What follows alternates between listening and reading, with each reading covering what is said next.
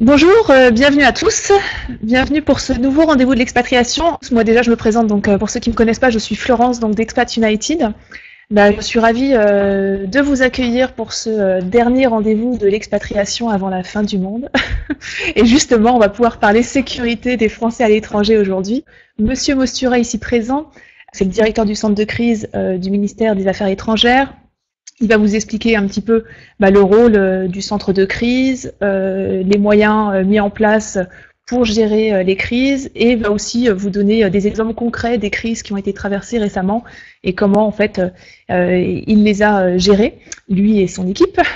Et ensuite, donc, il y a à peu près une demi-heure de présentation, et ensuite, comme à notre habitude, on vous laissera intervenir. Donc bonjour Monsieur Mostura. Bonjour Florence, bonjour à tous. Alors donc, je vous présente Monsieur Mostura en quelques lignes parce que je pourrais pas vous présenter toute sa carrière, mais on va essayer d'éclairer un petit peu ses dernières expériences. Donc, en fait, vous me corrigerez, hein, Monsieur Mostura, ou vous compléterez ma description. Donc, vous avez été consul général à Hong Kong de 2002 à 2005. Puis premier conseiller au Caire jusqu'en 2008, et vous êtes donc directeur du centre de crise du ministère des Affaires étrangères depuis 4 ans, donc depuis fin 2008. Vous êtes également chevalier de la Légion d'honneur. Voilà, j'ai pas développé tout votre CV parce que vous avez une expérience assez impressionnante. Voilà, écoutez, je vais vous laisser la parole donc pour expliquer le rôle du centre de crise, les moyens mis en place et surtout nous démontrer par des exemples concrets vos actions au quotidien. Merci beaucoup de me donner l'occasion de participer au dernier web chat avant la fin du monde. Je vais essayer d'aller assez vite afin que tout un chacun puisse accélérer ses préparatifs. Ce que je vous propose, c'est de vous montrer quelques images, quelques photos très rapidement pour vous présenter le centre de crise et puis ensuite de répondre à toutes les questions que les internautes poseront, et puis à vos questions, vous aussi Florence, si vous en avez. On pourrait commencer peut-être par la première image, qui est une image très simple.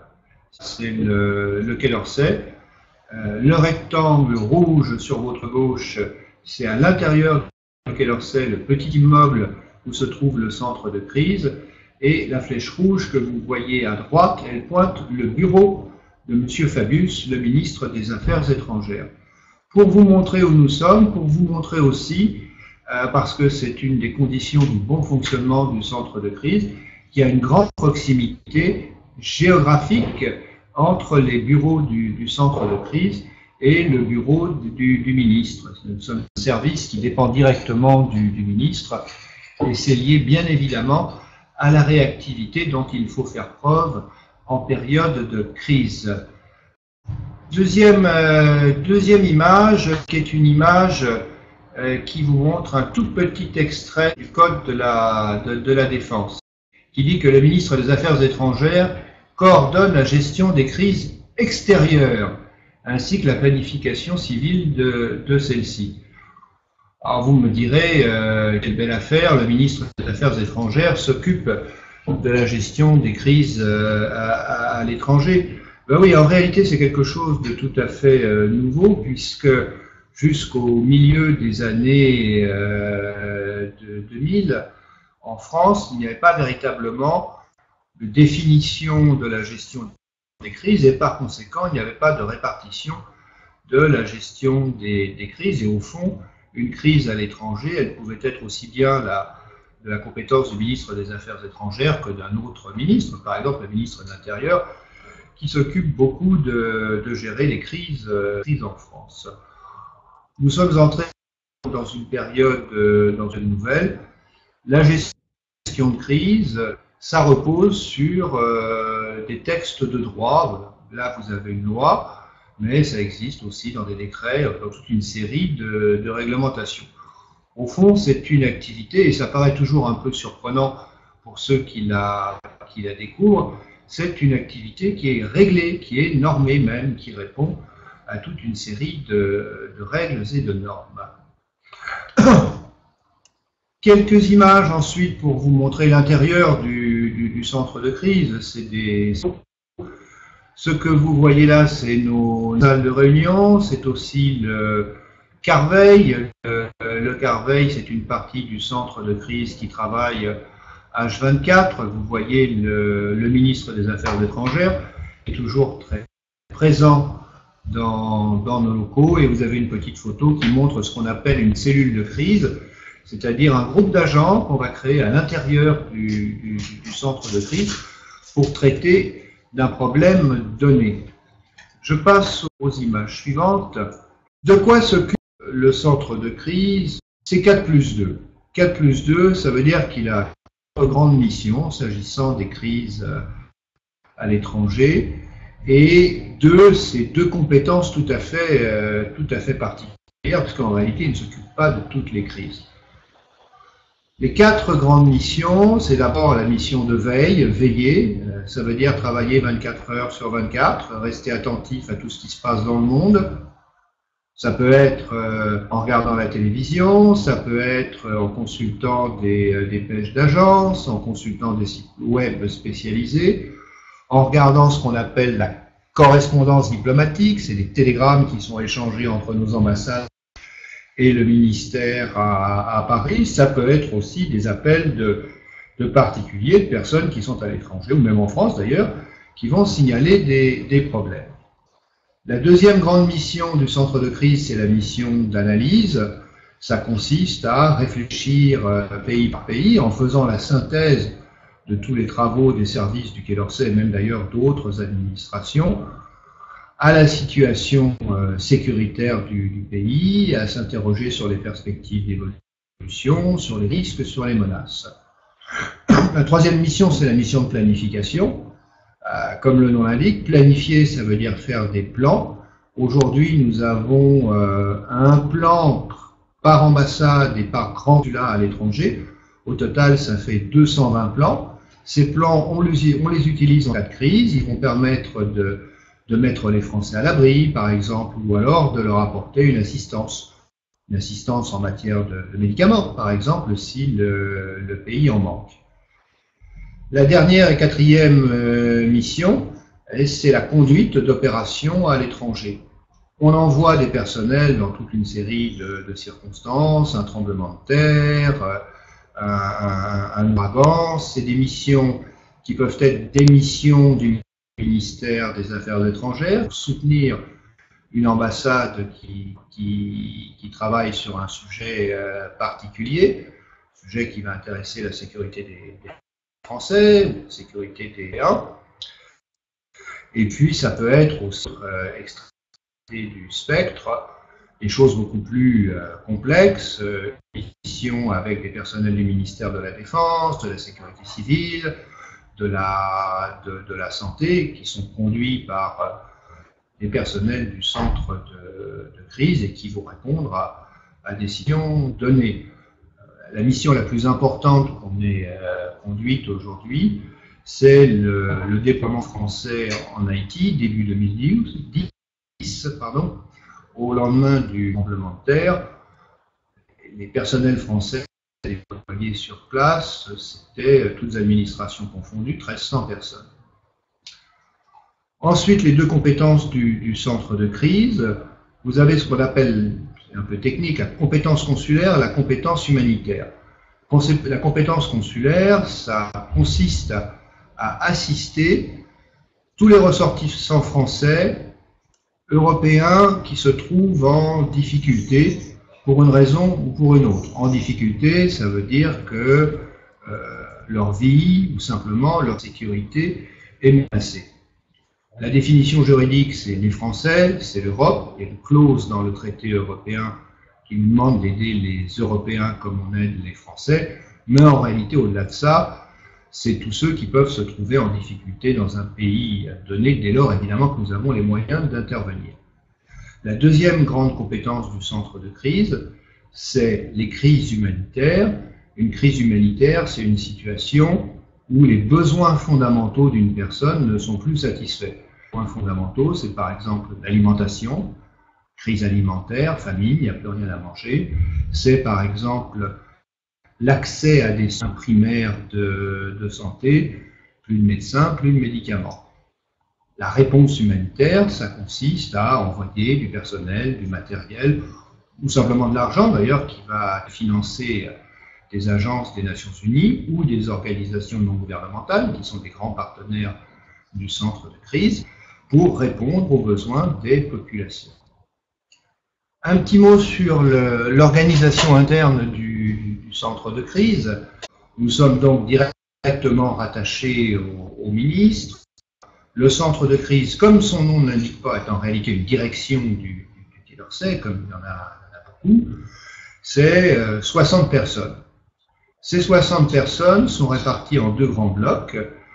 Premier bloc qu'on appelle le centre de situation, où vous retrouvez les missions dont je vous ai parlé, le Carveil qui travaille 24 heures sur 24, les unités d'analyse et de planification, donc qui sont spécialisées, soit dans l'analyse et la planification des crises consulaires, soit dans l'analyse et la planification des crises humanitaires. Deuxième grande partie du centre de crise, c'est les opérations d'urgence.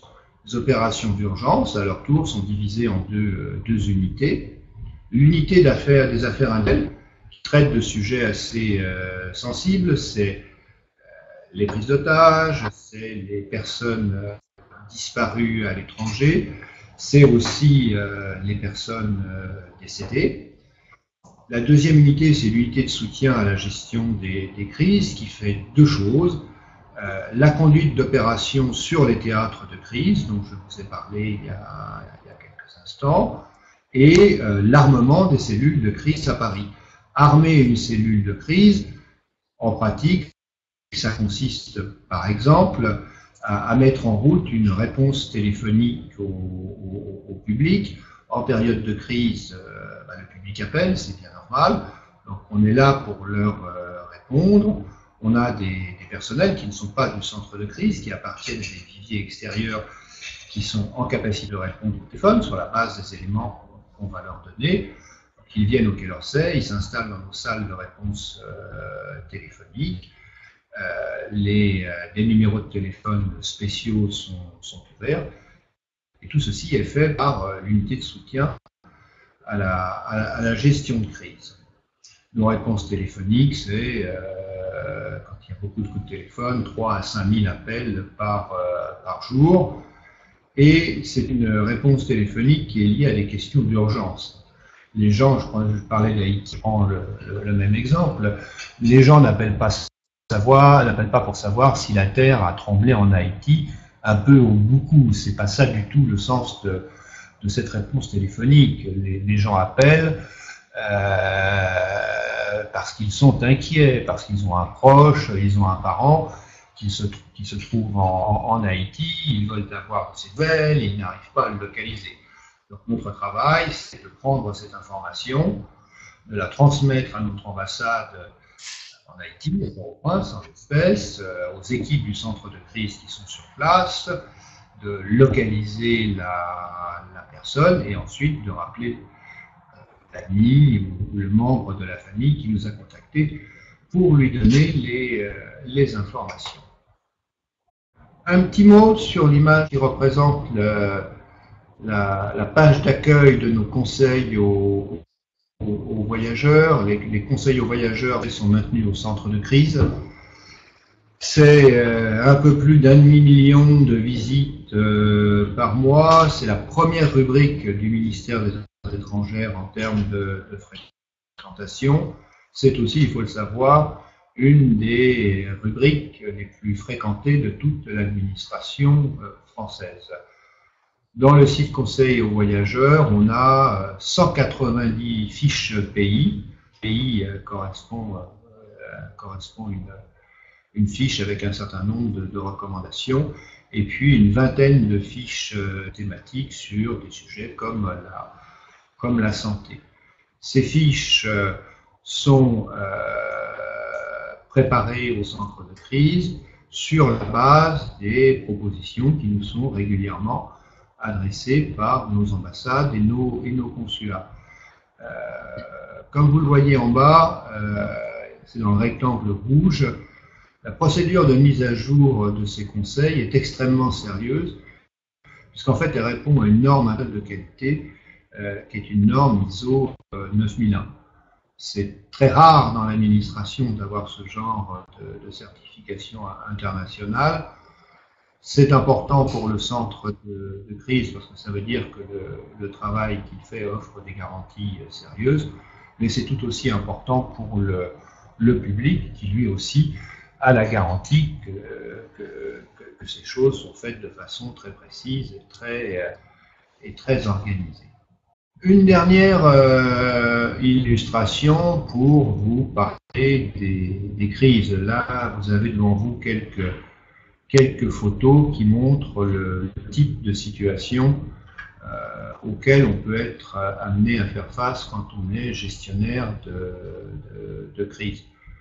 Je vais prendre ça dans le sens des aiguilles d'une montre, en partant de la première photo en haut et à gauche. Derrière toutes les photos, il y a une histoire. Je ne vais pas vous raconter, parce que ce serait un peu long. Mais c'est juste pour illustrer nos activités. En haut à gauche, vous avez la photo des Français qui sont retenus actuellement en otage au Sahel et qui ont été à Arlit il y a pratiquement 3 ans. Notre travail, c'est d'informer les familles, de leur dire au mieux de notre connaissance quelle est la situation de leurs proches et de les tenir au courant des contacts qu'il y a avec les fournisseurs. Malheureusement, ces contacts sont extrêmement espacés et nous n'avons que peu d'informations à donner. Deuxième photo immédiatement à côté, c'est Haïti, le tremblement de terre de 2010, qui a été absolument dévastateur. Port-au-Prince était en ruine. Les Haïtiens auraient pu s'appuyer sur la MINUSTAH, qui était la force des Nations Unies présente dans le pays. Malheureusement, l'immeuble de la MINUSTAH, l'immeuble qui abritait le quartier général de la MINUSTAH, a lui-même été dévasté et l'état-major de la MINUSTAH a été littéralement décapité, puisque la plupart des responsables sont morts dans l'effondrement de l'immeuble. Enfin, l'ambassade de France elle-même était en très piteux état, nos bureaux étaient effondrés, nous n'avions plus de moyens de communication. Et enfin, Haïti était difficile d'accès, puisque l'aéroport avait été fortement endommagé par le tremblement de terre. Voilà, ce sont des conditions extrêmement difficiles. Nous avons envoyé des équipes sur place très rapidement, d'ailleurs, grâce à la sécurité civile des Antilles françaises qui s'est mobilisée sans délai. Le premier avion de secours arrivé sur place était un avion français. Et ensuite, nous avons mobilisé l'ensemble des moyens de l'administration, des moyens humains, des moyens techniques extrêmement importants, des moyens financiers considérables aussi, pour traiter la phase de l'urgence qui a duré 3 semaines. Traiter la phase de l'urgence, ça veut dire par exemple déployer un hôpital de campagne, ça veut dire apporter du ravitaillement aux personnes, ça veut dire dans les premières heures qui suivent la catastrophe, des sapeurs-pompiers qui essaient de sauver des vies en cherchant des survivants parmi le décombres. Voilà, c'est une très grosse opération, c'est piloté par le centre de crise du ministère des Affaires étrangères. Autre photo, celle où vous voyez un hélicoptère. C'est un accident qui s'est produit très récemment au Népal. Avec ces expéditions touristiques à haute altitude peuvent être très dangereuses. Et malheureusement, le Népal est un pays qui a des infrastructures extrêmement faibles. Donc dans ces situations, notre ambassade sur place se mobilise pour faire ce qu'elle peut faire, et ce qu'elle peut faire, entre autres, c'est encourager les autorités locales, bref, tous ceux qui sont responsables de l'expédition à faire leur devoir. En bas à droite, la carte verte, c'est l'affaire du nuage de cendres causé par un volcan situé au nord de l'Europe et dont le nom est absolument imprononçable. C'est intéressant parce que c'est l'exemple de la catastrophe des temps modernes. Vous aviez plus de 100 000 Français bloqués à l'étranger, puisque ce nuage de cendres avait empêché les avions de décoller et d'atterrir dans des conditions normales. C'est un bon exemple aussi de ce qu'est en réalité une situation de crise. La plupart des gens disaient, écoutez, c'est pas très grave, qu'est-ce qui va se passer au fond, les trajets en avion vont être retardés de 12 heures, de 24 heures, bon, les gens iront dormir à l'hôtel, au pire, ils passeront une nuit un petit peu difficile dans un aéroport. Le problème, c'est pas les 100 000 personnes, c'est une fraction des 100 000 personnes qui est sans doute très, très réduite, mais qui compte absolument. C'est par exemple les gens qui suivent un traitement médical et qui arrivent en bout de traitement au moment où ils sont bloqués dans un aéroport. Et ces personnes-là, si on ne les aide pas, soit en leur trouvant un moyen de transport très, très, très rapide, soit en leur apportant des médicaments sur place, en leur faisant apporter des médicaments sur place, risquent de voir leur vie menacée. Donc ce qui compte en fait dans une situation comme celle-là, c'est pas tant le nombre de personnes qui ont à subir les effets de ce nuage de cendres, même si ce nombre est extrêmement élevé. Ce qui compte, c'est cette petite minorité dont la vie est en réalité menacée par ce nuage de cendres. Juste au-dessus, cette sympathique éponge bleue que vous voyez, c'est un virus. C'est le virus de la grippe AH1N1 qui, il y a 3 ans, est apparu au Mexique et très très rapidement est devenu une pandémie, c'est-à-dire une maladie qui a frappé l'ensemble des pays du monde avec un risque très très élevé, puisque la particularité de ce virus est d'être foudroyant. En quelques jours, parfois dizaines de jours, une personne peut en décéder. Qu'est-ce qu'on peut faire face à ce type de situation? La réponse, c'est la vaccination. Certains d'entre vous se souviennent peut-être qu'en France, à l'époque, le gouvernement avait ouvert des centres de vaccination un peu partout pour vacciner les Français. Eh bien, on a fait exactement la même chose à l'étranger. On a offert aux Français de l'étranger la possibilité de se faire vacciner contre cette grippe. C'est évidemment une affaire assez compliquée. Il y a d'abord des questions d'organisation. Pas la même chose d'ouvrir un centre de vaccination en Finlande, au Zimbabwe, en Chine ou en Bolivie. Il y a ensuite des conditions juridiques et sanitaires à respecter. Si nous offrons la vaccination aux Français de l'étranger, nous sommes obligés de leur offrir les mêmes garanties en France. Et dans un certain nombre de pays, nous y sommes arrivés. Mais c'était évidemment un petit peu difficile. L'image que vous voyez en bas, c'est une image typique d'une évacuation. Au fond, quand on constate qu'il n'y a plus moyen de protéger nos compatriotes qui se trouvent à l'étranger dans une situation de crise, la solution, c'est de les évacuer, c'est-à-dire de les faire partir du pays. Et assez souvent, de les rapatrier, c'est-à-dire de les ramener en France. Donc très souvent, nous procédons à des évacuations, trop souvent d'ailleurs, devrais-je dire.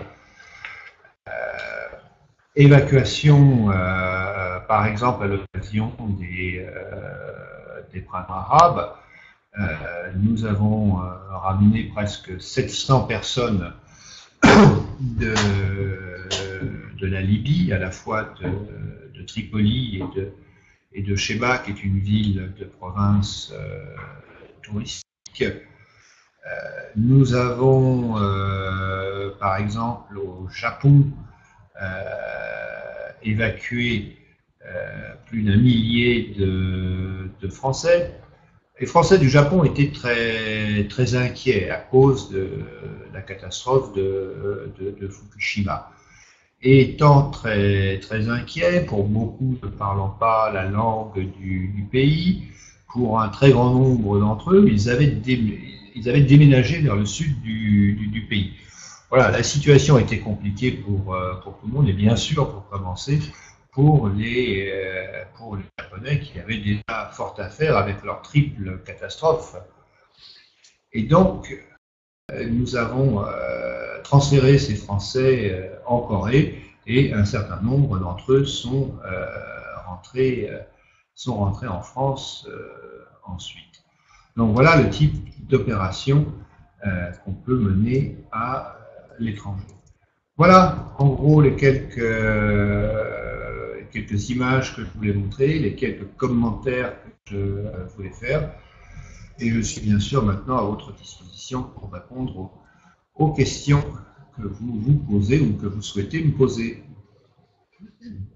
Très bien, merci beaucoup Monsieur Mostura. Comme je te disais, c'est vraiment le but de ces rendez-vous, c'est que vous puissiez interagir. Vous avez Monsieur Mostura qui est en direct pour vous pour répondre à toutes vos questions, donc profitez-en. J'avais une question en fait qui a été posée en amont par un expatrié en Indonésie.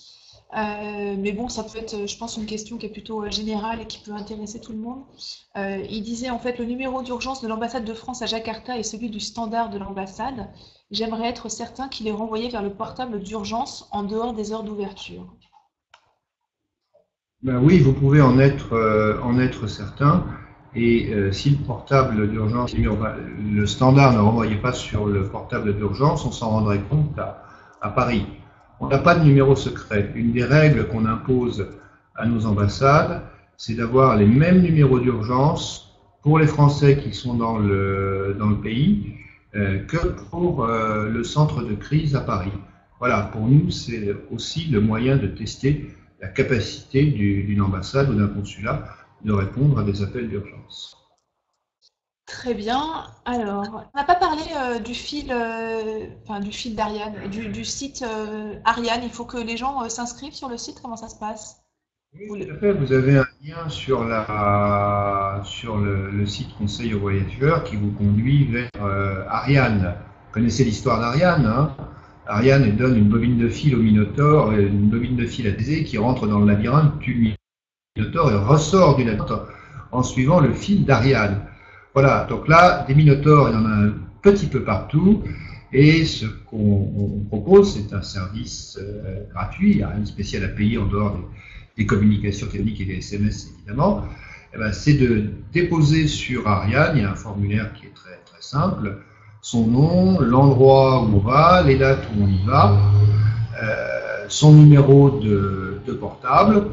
Donc nous, on gère ça dans une base de données. Et dès qu'il se passe quelque chose, quelque part, quelque chose d'un peu significatif, hein, entendons-nous, on envoie un message à l'abonné Ariane. Et alors on peut faire plus de choses, hein. On peut, par exemple, si on le souhaite, laisser sur Ariane le nom d'un contact en France. Et ça, c'est bien pratique, parce que ça nous permet à nous, centre de crise, d'appeler la famille en France si elle a un souci au sujet de quelqu'un qui est en voyage à l'étranger. Voilà, donc Ariane, ça marche bien, et c'est principalement destiné aux touristes, même s'il est vrai que les voyageurs d'affaires l'utilisent assez largement. D'accord. Et du coup, vous avez combien d'inscrits sur Ariane, justement? Bon, en ce moment, on est à 60-70 000 inscrits. C'est très variable selon les périodes de l'année. Au fond, les gens s'inscrivent soit à la veille des grands départs, les vacances d'été, vacances de printemps, vacances d'hiver, soit quand ils partent pour un voyage un petit peu long, du genre tour du monde ou voyage à étapes. D'accord. Donc, je pense que ça confirme un petit peu ce que Samba dit. Il est donc préférable de signaler que nous partons auprès de vos services, quelle que soit la destination et la durée. Ils ont plutôt intérêt à aller sur Ariane pour renseigner leur situation. Absolument. Il y a deux cas de figure en réalité, hein. Il y a le cas général, ça c'est valable pour tout le monde. Inscrivez-vous sur Ariane, vous allez recevoir des informations et si vous avez un problème, parce qu'Ariane a été au début pensé pour ça, c'est la certitude que vous serez inclus dans une opération de secours si on en organise une. Donc ça, c'est vraiment le cas général, c'est pour tout le monde. Vous avez deuxièmement les gens qui partent en voyage dans des pays à risque élevé. Pensez à l'Afghanistan, pensez à l'Irak, pensez à certaines régions du Sahel. Alors, nous déconseillons formellement d'abord un certain nombre de zones qui sont marquées en rouge d'ailleurs dans nos conseils aux voyageurs, hein, parce que pour la plupart des pays, il y a une carte avec des zones. La zone rouge, c'est la zone où il ne faut pas aller. Alors, il y a des zones oranges où on peut aller en prenant des précautions et il y a des zones non marquées. Ce qu'on dit pour tous ces pays, c'est quand vous avez l'intention d'y aller ou quand vous y arrivez, signalez-vous auprès de l'ambassade. C'est très simple, hein. Toutes nos ambassades ont des mails. Vous allez sur le site de l'ambassade, vous envoyez un mail, hein, et puis vous donnez vos coordonnées, par exemple, vos dates de séjour. C'est important parce que l'information sur Ariane, le voyageur, en réalité, va la fournir à l'avance. Donc peut-être que les dates du séjour vont changer. Peut-être qu'au moment où il s'inscrit sur Ariane, il n'aura pas exactement l'hôtel où il va descendre. Alors bon, ça peut s'ajuster. Par exemple, Ariane est accessible à l'intérieur des aérogares d'ADP. Hein. On a fait le nécessaire. Tout le monde s'ennuie dans les salles d'embarquement, vous ne savez pas quoi faire, il y a des ordinateurs, si vous avez votre portable, une tablette, tout simplement un smartphone, vous pouvez vous réenregistrer sur Ariane, modifier votre voyage. Si vous ne l'avez pas fait, à ce moment-là, la solution, c'est une fois arrivé dans le pays, de vous signaler auprès de l'ambassade. Et ça, il faut vraiment le faire dans les pays à risque, parce que si on ne vous connaît pas, si on ne sait pas que vous êtes là, on est absolument dans l'incapacité de vous aider. D'accord. Je ne sais pas si vous l'avez dit dans l'introduction, mais vous êtes combien au centre de crise? Et si vous pouvez nous dire un petit peu, je ne sais pas, le nombre d'appels que vous recevez par jour, donc on va dire en temps normal. Est-ce qu'il y a d'ailleurs des temps normaux où il n'y a pas de crise? Et en temps de crise, comment est-ce que ça se passe? Comment est-ce que vous gérez les situations? J'ai envie de parler du tsunami en Thaïlande ou de la situation au Japon. Est-ce que d'ailleurs vous recevez toujours des appels aujourd'hui pour le Japon? Enfin voilà, si vous pouvez. Alors, le centre de crise, c'est 60 personnes. Hein, et ces personnes, c'est tous des spécialistes de la gestion de crise. Et d'ailleurs, s'ils ne le sont pas en arrivant au centre de crise, ils le sont devenus en sortant. Alors, avec 60 personnes, toutes les crises, hein, c'est pas vrai. En fait, c'est un système de cercle. Le centre de crise, c'est l'armature d'un dispositif plus vaste, avec toute une série de spécialistes que nous pouvons mobiliser lorsque c'est nécessaire. Par exemple, des sapeurs-pompiers, par exemple, des médecins urgentistes, par exemple, des militaires pour des opérations de déminage, ou pour des questions de transport qui sont toujours très très importantes dans notre pays. Vous voyez une crise à l'étranger, cette crise, ça peut être une crise sécuritaire, ça peut être une crise politique, ça peut être un tremblement de terre. dans pratiquement toutes ces situations, les vols civils ne circulent plus, ne serait-ce que pour des raisons d'assurance. Voilà, les avions ne volent plus. Donc la solution, c'est d'utiliser des avions militaires qui peuvent aller directement sur les théâtres de crise et qui en réalité sont les seuls à pouvoir y aller. Donc, ce qui compte au moins autant que les agents du centre de crise, c'est capacité de mobilisation d'autres administrations qui répondent toujours présents à l'appel et qui vont avec nous et pour nous dans les endroits les plus compliqués qui soient. Si vous voulez, classiquement, vous l'avez vu sur les photos, les personnels du centre de crise sont souvent, on a un uniforme, on a les tenues d'intervention. L'image classique, c'est que l'agent du centre de crise arrive au moment où tout le monde s'en va du pays. Ça, c'est notre quotidien. À Paris, notre mission principale, même s'il y en a d'autres, c'est effectivement de traiter des appels d'inquiétude. Alors, la courbe des appels, c'est évidemment une sinusoïde, ça monte et descend. Dans certaines situations extrêmes, on peut avoir en 2-3 jours 15 000, 20 000 appels, et donc on a des dispositifs très, très robustes pour répondre à ce genre de situation. Dans certains cas, même, on est capable de prendre la relève des réponses téléphoniques qu'organisent nos ambassades à l'étranger, dans le cas où elles ne marchent plus. Je vous donne deux exemples. C'est le cas du Japon.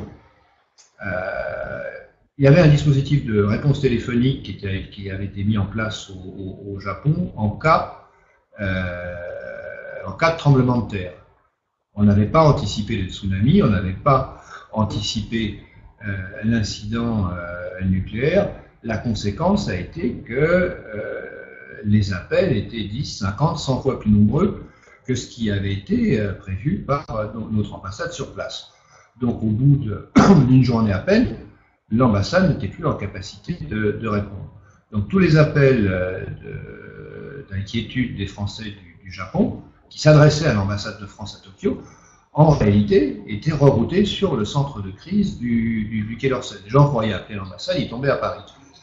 On a vécu une situation un peu similaire, encore plus compliquée, à Abidjan au moment de la guerre. Vous vous souvenez qu'à Abidjan, il y a une force française qui s'appelle la force Licorne. Quand Abidjan a été dévasté par la guerre, la mission de Licorne, c'était de protéger les Français, donc Licorne allait chercher les Français, les gens d'ailleurs en général, qui étaient en difficulté parce qu'il y avait des combats, les balles sifflaient, etc. Il se trouve et donc la mécanique générale, c'est qu'un Français qui était en difficulté, qui disait je vois, je sais pas, un commando, des hommes en armes qui approchent de chez moi, aidez-moi, ce Français appelait le consulat appelait la force Licorne, et la force Licorne envoyait des soldats pour voir ce qui se passait et éventuellement régler la situation. Le problème, c'est que les combats se sont déplacés jusque devant notre consulat, où il y avait la réponse téléphonique.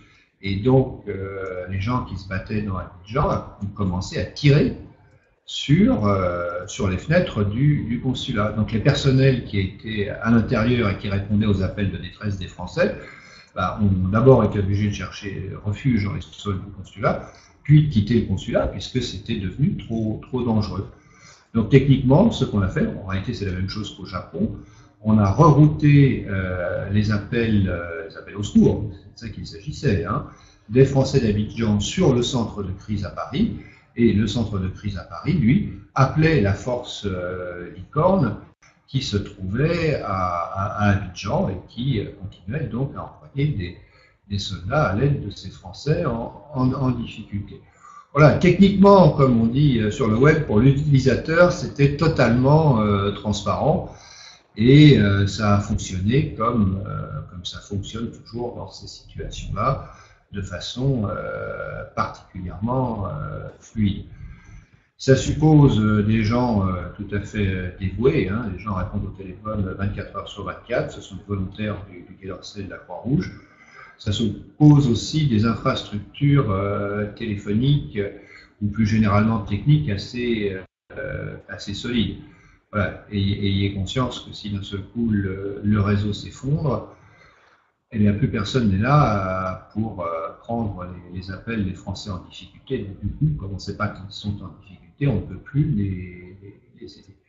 Voilà, c'est ça pour nous le quotidien des appels téléphoniques. Bon, alors effectivement, il y a parfois des appels un peu curieux. Ça se passe en général au cœur de la nuit. Par exemple, récemment, une dame nous a appelé. Son grand-fils était en vacances à Madrid. Il était dans sa chambre d'hôtel et il n'arrivait pas à fermer sa valise. Donc, il a téléphoné à sa maman et sa maman, éperdue, nous a appelé en disant mais qu'est-ce qu'on peut faire? Si personne ne l'aide à fermer sa valise, il risque de louper l'avion. Voilà, c'est aussi des choses qui arrivent de temps en temps. Ma maman était une vieille dame, et voilà. On peut imaginer aussi, ça lui a raconté une blague et qu'elle l'a prise au sérieux. Mais voilà, c'est ça aussi notre quotidien, c'est répondre à des gens au cœur de la nuit, un souci qui concerne généralement un proche parent à l'étranger et qui ne savent pas à qui s'adresser. Très bien. On a une question. Lors de la catastrophe annoncée au Japon, comment la cellule de crise s'est-elle organisée et quelles ont été les premières actions de votre part? On a fait trois choses. La première chose, c'est l'assistance aux Français et aux c'est une mécanique au fond assez bien réglée, et d'ailleurs on affine le réglage à chaque crise. La mécanique, d'abord, ça a consisté à localiser la totalité des Français qui se trouvaient au Japon, à les localiser très précisément, à les contacter par téléphone pour nous assurer qu'ils allaient bien, à rappeler les familles qui nous ont appelés, et Dieu sait qu'elles étaient très nombreuses. Ensuite, ça a consisté à aider les Français qui le souhaitaient à quitter le Japon, à la fois parce qu'eux-mêmes étaient en difficulté personnelle et aussi parce qu'ils représentaient une charge extrêmement lourde pour les autorités japonaises qui avaient beaucoup de choses à faire. Donc, on a en fait mobilisé des avions. Avec des avions militaires, on a mis en place une noria entre le Japon et la Corée. Et en Corée, on a vu une flottille d'avions qui sont tous partis à 1 heure d'intervalle pour amener ces Français à Paris. Le deuxième volet, c'est le volet humanitaire, qui est un volet classique de notre action.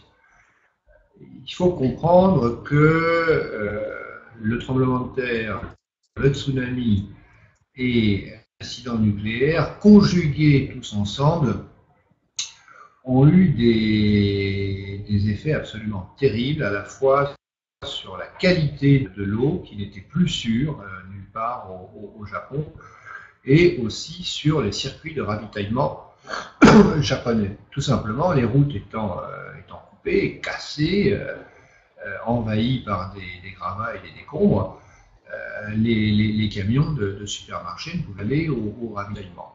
Voilà. Quant à l'eau, jusqu'à Tokyo même, elle était considérée comme dangereuse. Donc, ce qu'on a fait, c'est qu'on a rempli un Antonov, vous savez, un de ces très gros avions, et on l'a envoyé au Japon, avec à l'intérieur de l'eau, des produits alimentaires dont les Japonais manquaient. Et ces produits, nous avons mobilisé des hélicoptères pour les distribuer dans des régions qui n'étaient plus accessibles par la route. Donc ça, c'est l'aide humanitaire type. La troisième type d'action menée, ça c'est moins fréquent. Nous l'avons menée avec Areva, avec EDF, avec toute une série d'agences publiques spécialisées sur les questions nucléaires en France. Ce troisième volet, ça consistait à apporter une assistance technique au Japon. Une assistance technique, c'est par exemple du matériel de radioprotection, des combinaisons, des masques, pour ceux qui allaient près de Fukushima. C'est des robots de décontamination, c'est des compteurs de radiation, etc., etc. Et alors, sous ce meilleur exemple, si vous voulez, qui permet de rassembler au fond ces trois types d'aides dans une seule action, ça a été l'envoi dans le nord du Japon d'un détachement de la sécurité civile française qui est allé pour aider les Japonais à sortir des survivants des décombres et qui malheureusement a sorti beaucoup de personnes décédées. Ils étaient parfaitement au plan de la radioprotection et ils ont d'ailleurs aidé à distribuer des matériels techniques. Et au-delà de ça, ils ont aussi organisé une distribution d'aide alimentaire en faveur des Japonais.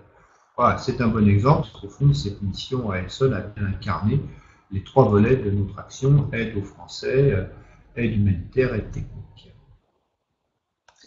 D'accord. On avait une autre question de Moldova.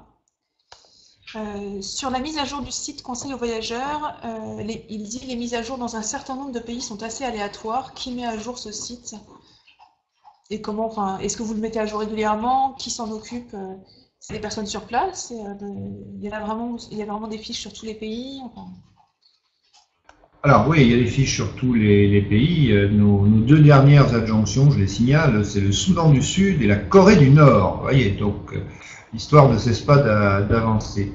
Les conseils aux voyageurs, c'est environ 1000 modifications chaque année, hein, sur un petit peu moins de 200 fiches. Vous voyez que, en moyenne, en tout cas, une fiche est modifiée 5 fois. Bon, en réalité, il y a des fiches qui évoluent peu. Il y a des fiches qui changent parfois plusieurs fois par jour, hein, si c'est nécessaire. Alors non, la mise à jour, elle n'est pas aléatoire, ou alors c'est l'histoire du monde qui est aléatoire. Quand il se passe quelque chose dans un pays, qu'il y a un événement qui paraît susceptible de menacer la sécurité des personnes, notre ambassade, notre consulat fait automatiquement une proposition de mise à jour des conseils aux voyageurs. Elle est regardée à Paris et elle est mise en ligne. Ensuite, la mise en ligne est confirmée à notre ambassade. Et ça continue en tant que de besoin. On le fait aussi souvent que nécessaire. Alors, c'est vrai qu'il y a des pays où la situation sécuritaire ne change pas plusieurs fois par jour. Elle ne change même pas plusieurs fois par mois. Prenez un pays comme la Nouvelle-Zélande, par exemple, il y a eu un événement important qui a été un tremblement de terre, mais en dehors de ce tremblement de terre, il y a eu une réplique, il n'y a pas d'évolution de la situation sécuritaire au jour le jour, en tout cas d'évolution qui mérite d'être signalée sur les conseils aux voyageurs. En fait, les fiches, indépendamment de ce que proposent ou ne proposent pas nos ambassades, ces fiches, et ça c'est une des conséquences de la norme internationale dont je vous parlais tout à l'heure, hein, et auquel ces conseils aux voyageurs sont soumis, c'est l'intégralité de ces fiches sont relues en 3 mois. Hein, tous les 3 mois, en 3 mois, on relit toutes les fiches une par une, ligne à ligne, et s'il y a des modifications à faire, parce qu'on a oublié de les faire, etc., on les fait. Et au bout de 3 mois, on recommence. Ce qui veut dire, et c'est mentionné sur le site, c'est qu'en réalité, la fiche la moins de jour, elle a 3 mois. Alors peut-être qu'on n'a pas changé le texte, mais si on n'a pas changé le texte, on a confirmé qu'à la date où on l'a relu, le fond des informations données était bien à jour. D'accord, très bien. Et quand il y a des alertes ou des dangers prévisibles, vous faites comment? Vous avez la possibilité en fait d'alerter directement les expatriés? Par SMS, par mail? On a plusieurs systèmes. Oui, bien sûr. On a plusieurs systèmes qui se déclenchent. Il y a les systèmes parisiens, premier système, c'est de mettre une alerte sur le site conseiller aux voyageurs. Le deuxième système, c'est d'envoyer une alerte sur Ariane. Le troisième dispositif, parce qu'on a aussi des listes de Français résidant dans un certain nombre de pays, hein, c'est une base de données qui est partagée entre les postes et les affaires étrangères à Paris, on a la possibilité de procéder à des envois massifs de SMS. Ça veut dire que des envois massifs, ça veut dire plus de 100 000 SMS, mais en quelques minutes. Hein. On a toujours la possibilité d'appeler les gens dont on a le numéro de téléphone, et ça, il nous arrive de le faire pour cibler des personnes qui sont dans des situations critiques. Vous savez qu'aujourd'hui, sur la plupart des bateaux, par exemple, les bateaux de plaisance, vous pouvez téléphoner aux gens. Hein. Tout est devenu simple grâce à l'invention du téléphone satellite. Il m'est arrivé d'appeler le skipper d'un bateau qui était au large de la Somalie, en lui disant, écoutez, cher monsieur, vous avez droit sur des pirates, c'est au péril de votre vie, ouais. Pas d'ordre à vous donner, mais un conseil. Le conseil, c'est de faire demi-tour. Et en l'espèce, la personne a fait demi-tour et c'était tant mieux. Du côté de nos postes à l'étranger, il y a grosso modo les mêmes capacités. Mise en ligne d'informations sur les sites de l'ambassade, envoi de SMS quand ça vaut les coups de téléphone, et quand ça bloque dans le poste, parce qu'il arrive qu'en cas de crise, les infrastructures soient endommagées ou coupées d'ailleurs, et bien à ce moment-là, le centre de crise se substitue à nos postes et fait tout ce qu'il y a à faire. Et puis on a aussi des relais. On travaille très, très étroitement avec des fédérations d'entreprises, avec des organisations non gouvernementales, et quand on lance une alerte, et ça nous arrive périodiquement, on la lance auprès du public en général, auprès des gens, tous ceux qui peuvent se trouver sur zone, mais aussi de groupe dont on sait qu'il y a une forte probabilité pour qu'ils se trouvent menacés par l'événement. Classiquement, on va appeler les syndicats d'agents de voyage, d'organisateurs de vacances, on va appeler le syndicat de sûreté des entreprises françaises à l'étranger, etc., qui vont relayer des messages à tous ceux qui peuvent se trouver sur place. D'accord. Est-ce que vous avez la possibilité et le droit d'intervenir dans le monde entier? La possibilité d'intervenir dans le monde entier, cette analyse de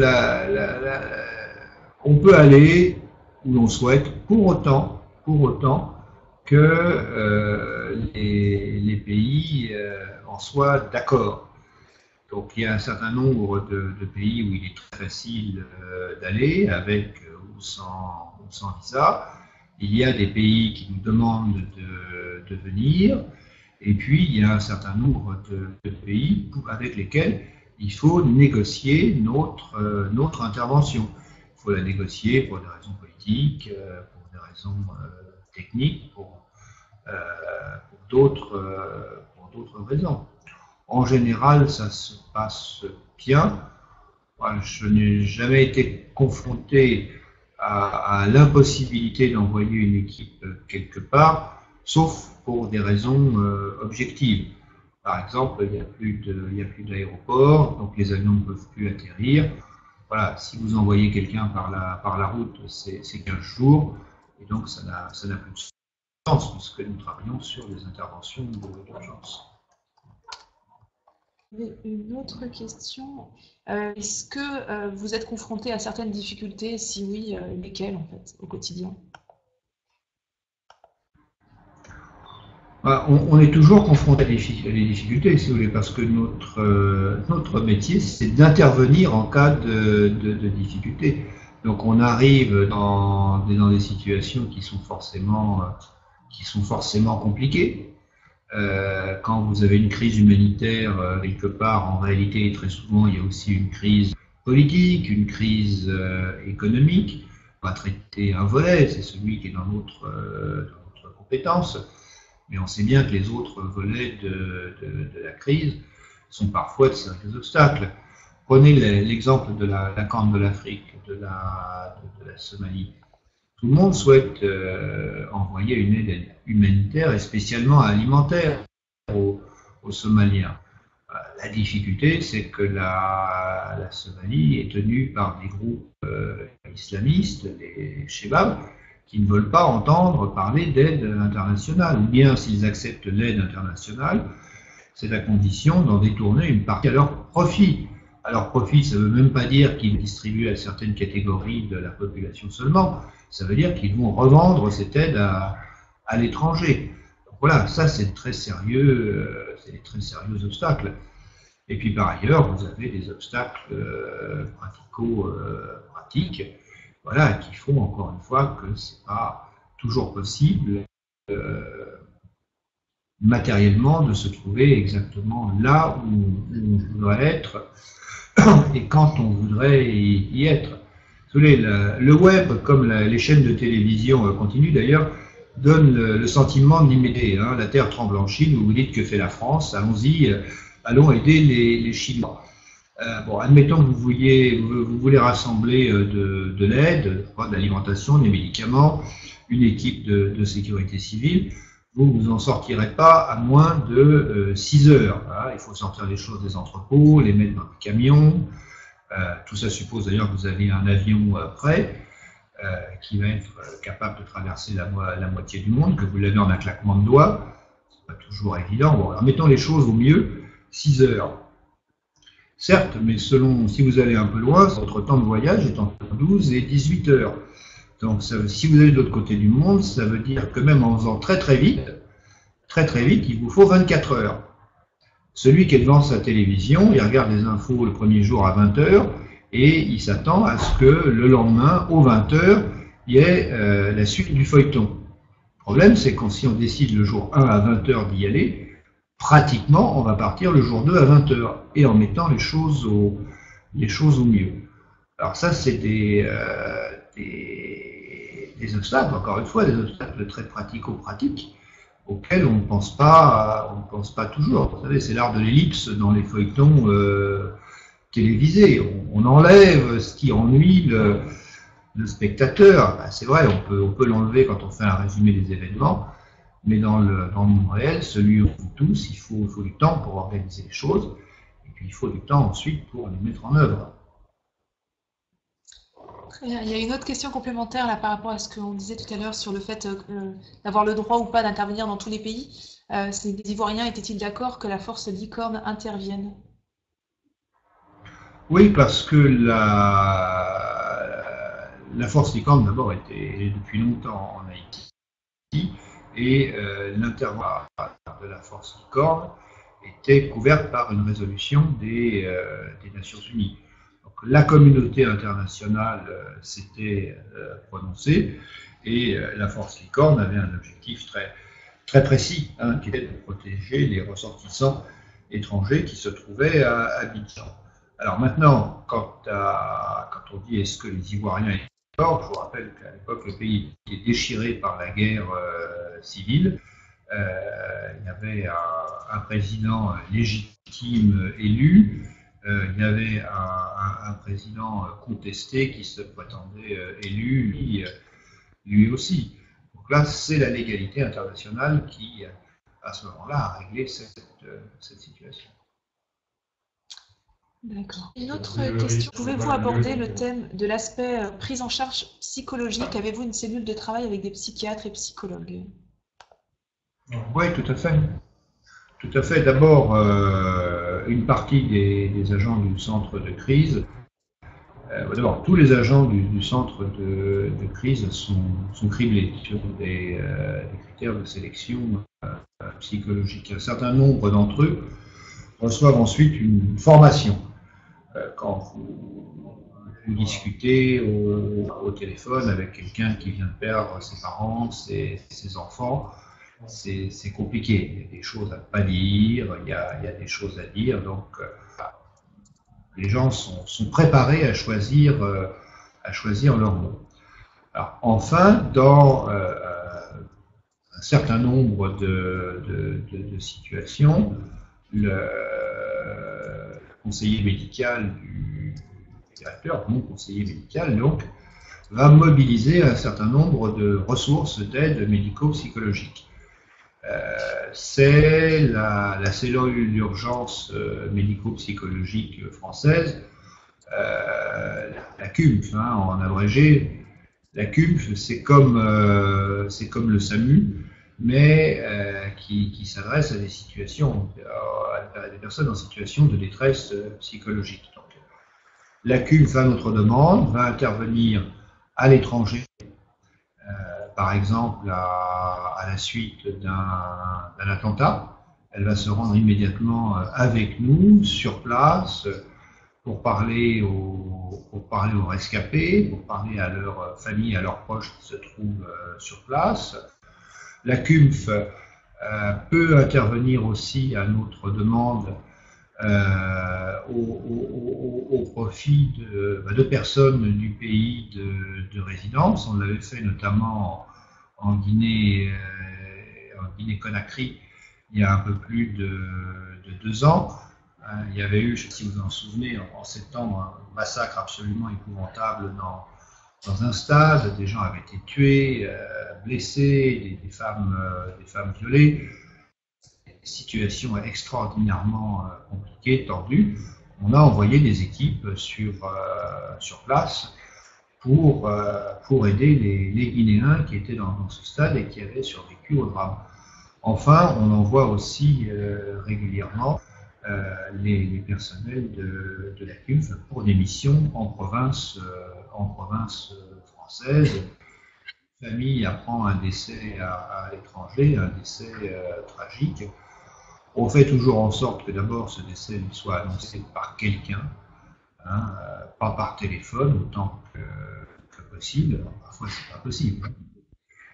Et bien entendu, si on a la moindre indication que la personne va réagir très, très fortement, on demande à un psychologue de la CUMF d'être sur place pour aider cette personne. Donc, regardez sur le site web du Quai d'Orsay, par exemple, vous verrez notamment les psychologues de la CUMF à l'œuvre quand on a aidé un certain nombre de familles françaises à ramener des enfants haïtiens qui étaient dans un processus d'adoption. Ça, c'est un exemple tout à fait typique. C'était des psychopédiatres, il fallait aider à la fois des familles et des enfants nouveaux les uns pour les autres à se découvrir, hein, à commencer à vivre ensemble dans la carlingue d'un avion.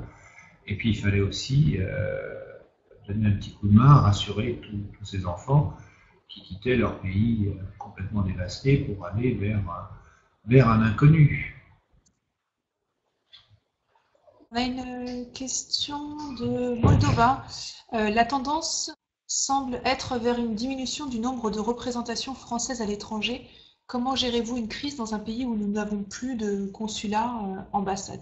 Quels sont les réseaux locaux sur lesquels vous pouvez vous appuyer pour agir dans ces cas-là?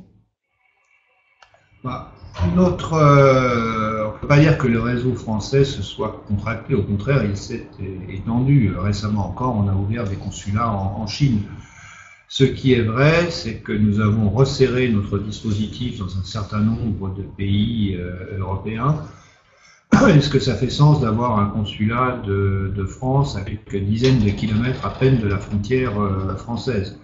Ça faisait sens il y a 100 ans, ça faisait sens il y a 200 ans. Aujourd'hui, ça fait beaucoup moins sens. Alors, on a aujourd'hui plus d'ambassades et plus de consulats qu'il y a 25 ans. Mais ce qui est vrai aussi, c'est que dans ces différentes structures, nous avons moins de monde, moins de monde. Donc la réponse, en fait, elle est double. D'une part, il y a tout simplement les progrès de la technique, hein, qui font que l'information circule mieux et plus vite. Donc c'est beaucoup plus simple. Que les plus anciens se souviennent de l'époque où les téléphones portables n'existaient pas et où les téléphones filaires étaient détruits lors des tremblements de terre.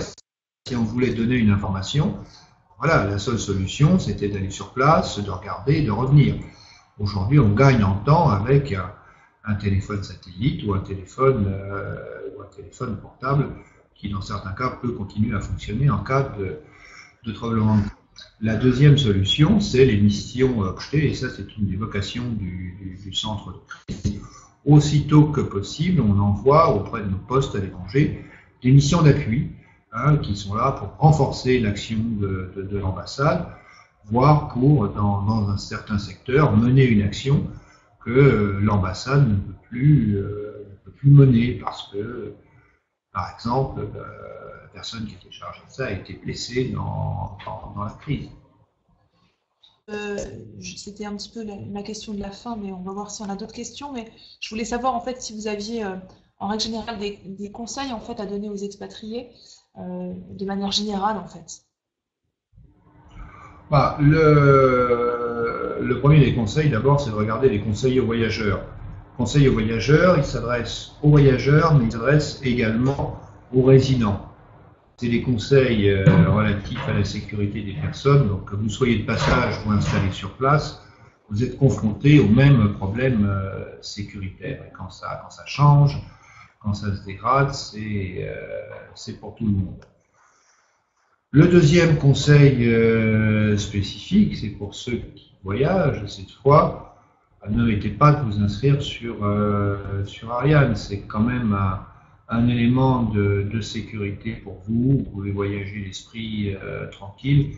Voilà, vous savez qu'il y a un fil qui vous relie à votre pays et qu'en cas de difficulté, bah, voilà, à l'autre bout, il y aura quelqu'un qui tirera sur ce fil pour essayer de vous sortir de là où vous êtes. Voilà mes deux conseils. D'accord. Et sinon, il y a un numéro d'urgence peut-être qu'on peut communiquer pour ceux qui veulent contacter le centre de crise. C'est 53 59 11 00. 01 53 59 11 00 que vous pouvez appeler 24 heures sur c'est le numéro de permanence du centre de crise à votre service. D'accord. Vous avez d'autres exemples en attendant, Monsieur Mostura, à ajouter de crises que vous avez gérées, d'exemples concrets que vous pouvez donner, n'hésitez pas. On n'a peut-être pas parlé beaucoup des prises d'otages ou d'éventuels assassinats, je ne sais pas, enfin, si vous avez d'autres exemples à donner. Si vous voudriez que je vous raconte des histoires horribles. Les prises d'otages, je vous en parlerai pas. D'abord, vous savez, dans ces affaires, la discrétion, c'est vraiment un gage d'efficacité. Donc, moi, on en parle, mieux ça gère. D'autre part, les informations que nous avons, nous les réservons aux familles et aux proches des otages. Pour nous, ce ne sont pas des affaires publiques, ce sont des affaires privées. Donc, c'est vraiment les familles qui, pour nous, sont l'interlocuteur de référence. Et c'est à eux seuls que nous disons ce que nous savons, tout ce que nous savons. Voilà, après je pourrais vous raconter des histoires, les unes avec une fin heureuse, d'autres avec une fin moins heureuse. Moi, ce que je peux vous dire, c'est que les gens du centre de crise, qui en réalité viennent d'horizons très, très divers, des âges très divers, en fait, sont tous profondément mobilisés, intéressés par leur travail. Aider les autres, en général, on a tous envie de faire ça, ça donne des sentiments très, très, très, très positifs. Le faire au centre de crise, c'est encore mieux au fond, parce que les autres, c'est tous les Français, c'est le monde, donc vous avez un sentiment très très profond d'utilité et c'est réconfortant. Ça vous aide à vous lever le matin et le directeur du centre de crise lui est particulièrement heureux parce que ça vous emmène généralement à sortir très tard du bureau. Voilà, donc nous travaillons beaucoup et nous en sommes ravis. Alors, il y a Lily Rose du 92 qui dit dommage pour les prises d'otages, ça aurait été intéressant. Mais sinon, on veut bien une histoire avec une fin heureuse, pourquoi pas? si vous en avez une. Bon, voilà. On va peut-être attendre après la fin du monde pour remonter le moral. Prochaine étape, améliorer l'accueil des Français dans notre représentation au téléphone ou physiquement, dit Moldova. Est-ce que vous avez tous les moyens humains et financiers dont vous avez besoin en fait? Alors, les moyens humains, oui, absolument. D'abord parce qu'on a une soixantaine de personnes, parce que ce sont tous des personnels triés sur le volet d'excellente qualité. Enfin, parce que nous pouvons mobiliser les moyens humains et matériels des autres administrations pour autant que nous en ayons besoin. Hein. Donc, voilà. Donc là, il n'y a pas de souci de ce côté-là. Les moyens financiers, nous avons un privilège hein, dans un contexte, vous le savez, où la dépense publique, le budget de l'État est extrêmement contraint. Nous avons le privilège de voir notre budget maintenu à niveau. Le budget consacré à la sécurité des Français, par exemple, ne varie pas, reste le même. Ça, c'est important parce qu'il y a d'autres budgets qui, eux, sont en diminution. Mais en même temps, vous en êtes conscient, il y a des choses qui coûtent de plus en plus cher. Donc, on doit faire des efforts pour mieux dépenser et arriver au même résultat avec la même quantité d'argent, mais en réalité de l'argent qui vaut un petit peu moins cher puisque les prix ont augmenté. Voilà, donc je dirais qu'on a au fond des soucis d'argent comme tout le monde, comme dans toute l'administration. On en a quand même un petit peu moins que la moyenne, si on veut être honnête. D'accord, très bien. Écoutez, on va pouvoir conclure ici notre rendez-vous. Là, je remercie tous les présents et les participants actifs pour d'avoir été là pour ce dernier rendez-vous de l'expatriation de l'année. C'était très intéressant. Merci beaucoup, Monsieur Mostura, pour votre participation. Je trouve vraiment que c'est intéressant et qu'en effet, on ne sait peut-être pas assez tout ce que vous mettez en place, les gros moyens de ce que vous faites au quotidien en fait pour les Français de l'étranger. Donc je pense que c'était vraiment important en fait de le relayer au maximum. Sinon, je vais vous laisser le mot de la fin, Monsieur Mostura, mais sinon je voulais juste souhaiter de très bonnes fêtes de fin d'année à tout le monde et je vous dis rendez-vous l'année prochaine pour le prochain rendez-vous de l'expatriation. Monsieur Mostura, je vous laisse le mot de la fin. Écoutez, merci beaucoup, merci à vous et à Expat United, merci aux internautes, bonne fête à tous et à l'année prochaine, nonobstant la fin du monde que vous nous annonciez. Au revoir. Merci beaucoup, au revoir.